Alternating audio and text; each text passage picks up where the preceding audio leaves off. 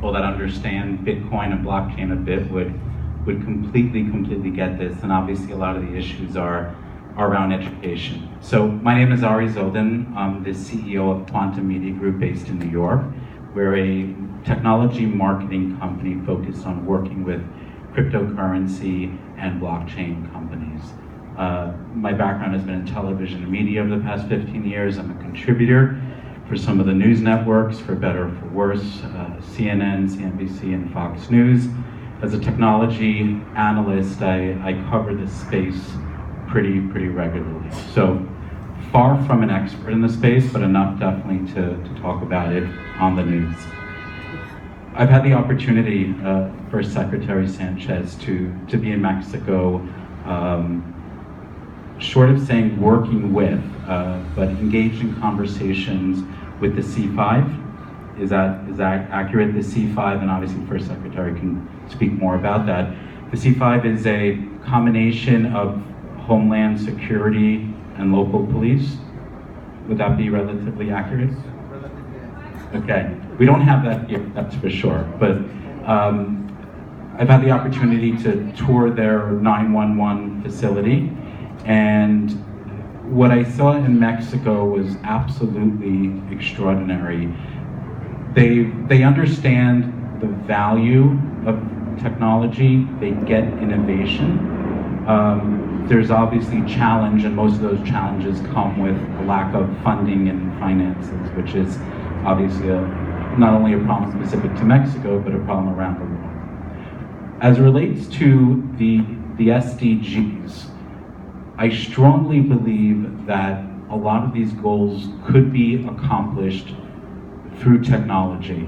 And I believe blockchain, I wholeheartedly think that blockchain is or could be the answer to all of that. So what is blockchain?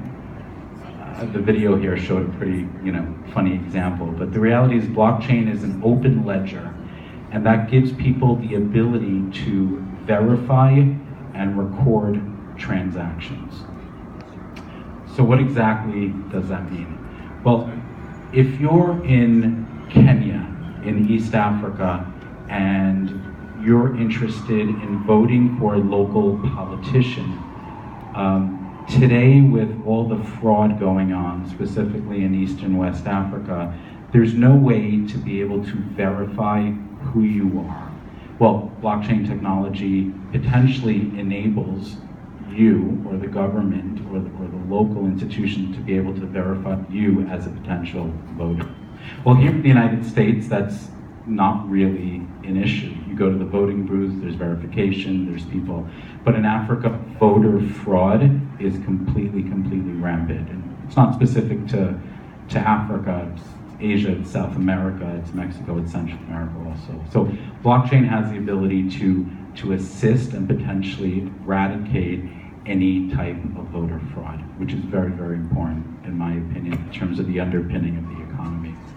Local banking. I had the opportunity to be in Kenya to test and roll out a mobile payment system. The average person in East and West Africa walks about 6.5 miles to a nearest bank, which means that they don't have access to funds. That's the bottom line. They rely on barter, or they just have no source of income. So blockchain technology as well has the ability to be able to get funds into your account where you're able to use mobile payment system through your cell phone. So they no longer need this intermediary. In fact, the whole concept of intermediaries, i.e.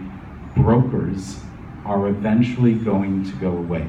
And we're moving towards a peer-to-peer ecosystem where I'm able to identify the First Secretary Sanchez, he's able to identify me, we're able to conduct transactions, he could send me money without the bank.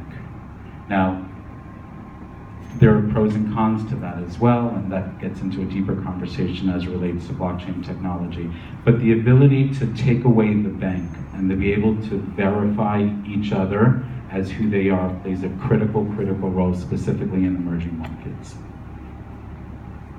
I've had the opportunity to spend time during the war in Sudan when the North separated from the South.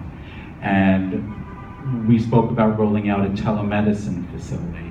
There you go is another example of how technology creates innovation.